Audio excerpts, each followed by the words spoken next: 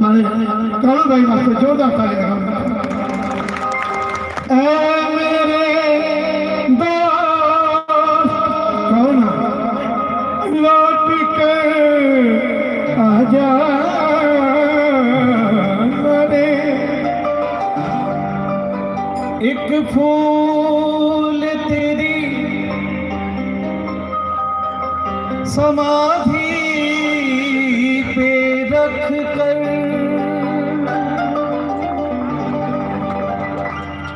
पूजूंगा तुझको जिंदगी, मालिक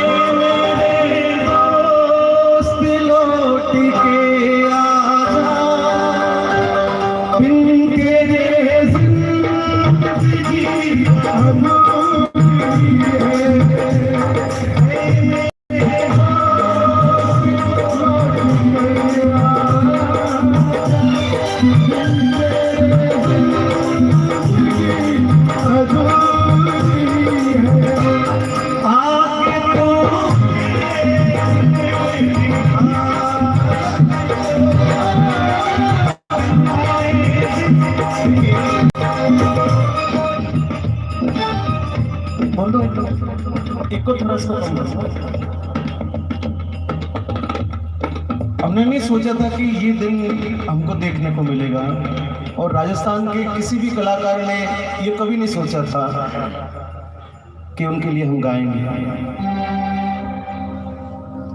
आप में से बहुत सारे लोग यहाँ पर बैठे हैं, तो सभी का किसी न किसी रूप में उनसे किसी न किसी माध्यम से किसी न किसी उनके स्वरूप से आपका दर्शन, आपका दीदार आप रूबरू हुए होंगे। कोई मित्र के रूप में हुआ होगा, कोई ऑर्गेनाइजर के रूप में हुआ होगा, कोई उनके बाल सखा के रूप में हुआ होगा, कोई उनके विद्यालय के काल में हुआ होगा। हम लोग उनके जीवन के किसी न किसी पल के साक्षी लोग बैठे हैं।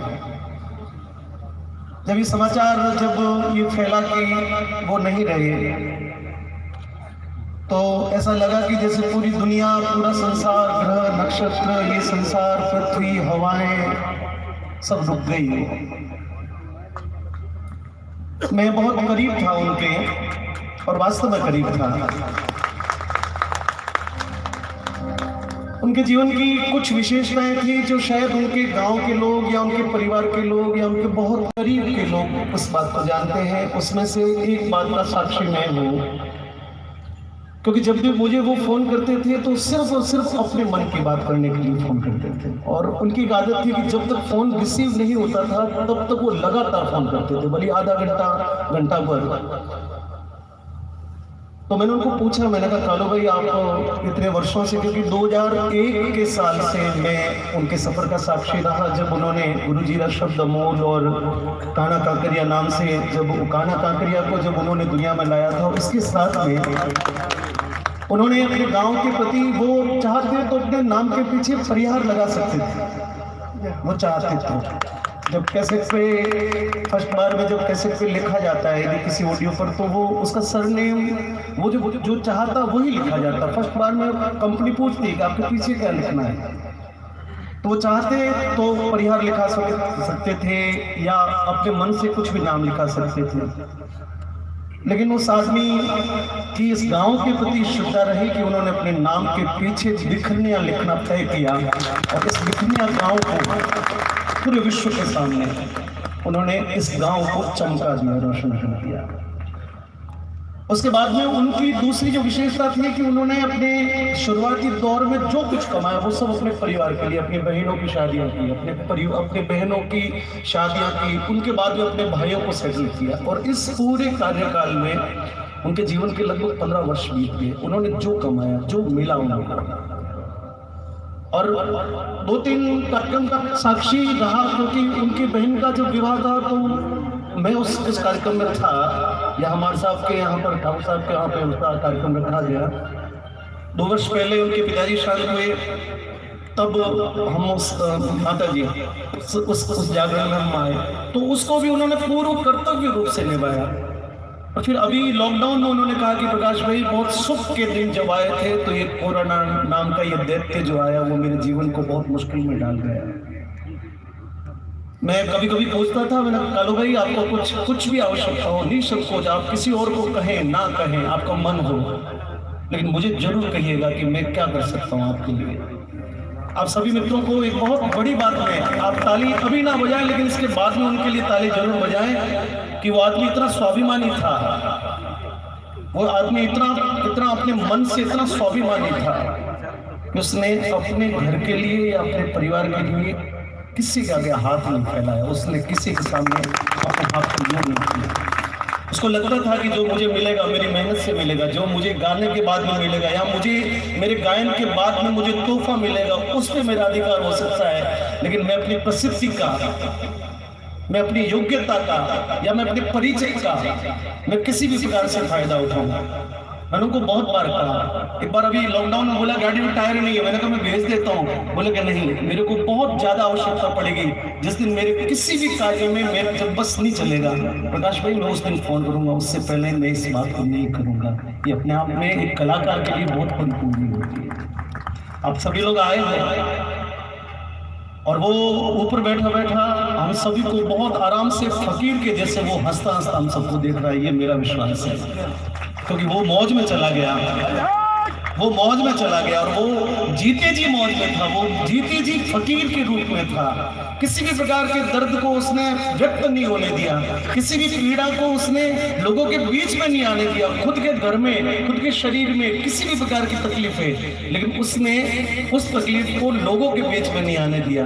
वो जीते जी फकीर था और आज जहां पर भी है वहां से भी बहुत आराम से हंसते हुए हम सब लोगों को देख रहा है। उनका आशीर्वाद हम सभी पर बना रहे और आप सभी लोगों ने इस परिवार के लिए जो श्रद्धा दिखाई है, उस श्रद्धा को सिर्फ आज नहीं, 2 दिन नहीं, महीने भर नहीं, मैं मानता हूं कि उसके लिए यदि सच्ची श्रद्धा हो तो ये बालक जब तक अपने पैरों पे खड़े नहीं हो जाएंगे तब तक बार बार संभालें, इनको फोन करें, इनकी कोई भी सुख दुख की बात करें, क्योंकि हमारा ये दायित्व बनेगा जब तक ये बच्चे अपने पैर पर खड़े होकर कुछ नाम नहीं कर ले, कुछ काम नहीं कर ले, तब तक हम सभी लोग इस यज्ञ में अपनी आहुति देंगे। ये मेरा विश्वास है। घोषणाएं किसी प्रकार की करने की आवश्यकता नहीं है, बस अपनी अपनी श्रद्धा के अनुसार जो चले वो आपका कालू भाई के प्रति, उनके प्रति आपकी सबकी निष्ठा होगी। बस ये 2 लाइन मैं इनके साथ में गा लेता हूँ। वही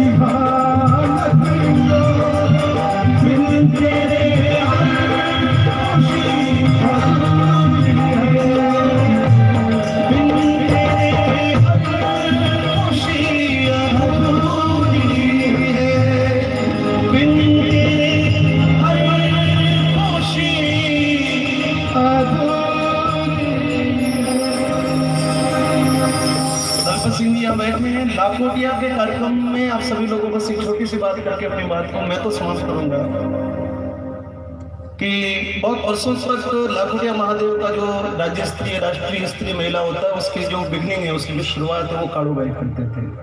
सरस्वती वंदना उनके खाते में फिक्स लिखी होती थी, उनको याद है।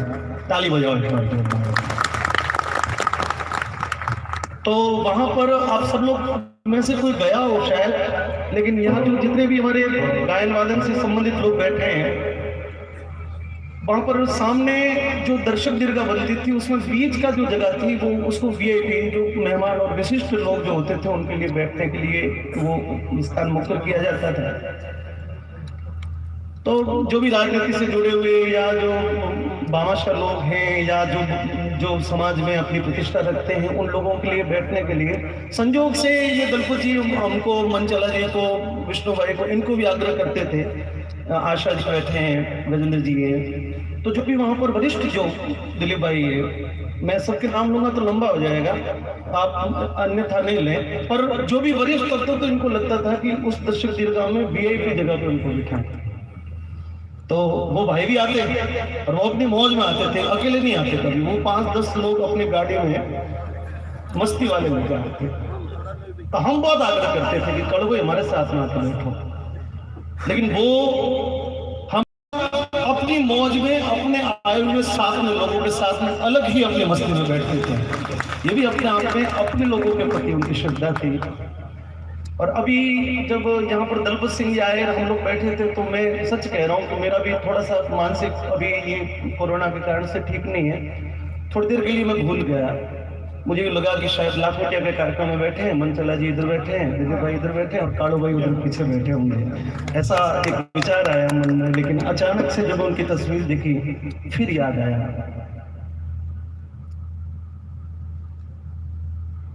कि वो कहीं नहीं, वो हमारे बीच में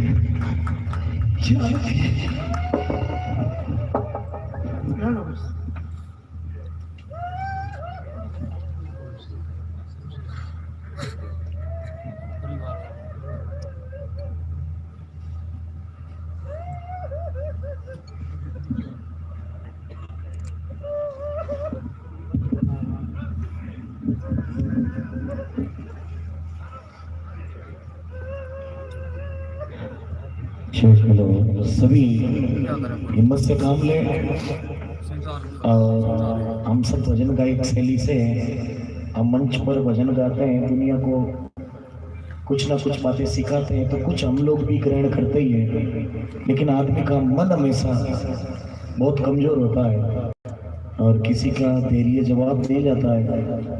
लेकिन हम जैसे आदमी होंगे, अभी तक भी विश्वास नहीं होगा कि कालू भाई आज हमारे बीच में नहीं है। मुझे नहीं लगता कि कालू भाई आज हमारे बीच में नहीं है, लेकिन मैं आप लोगों से निवेदन करता हूँ कि एक बार कालू भाई के लिए जोरदार तालियां बजा करो, साथ में कसम के सरदार मिल जाए।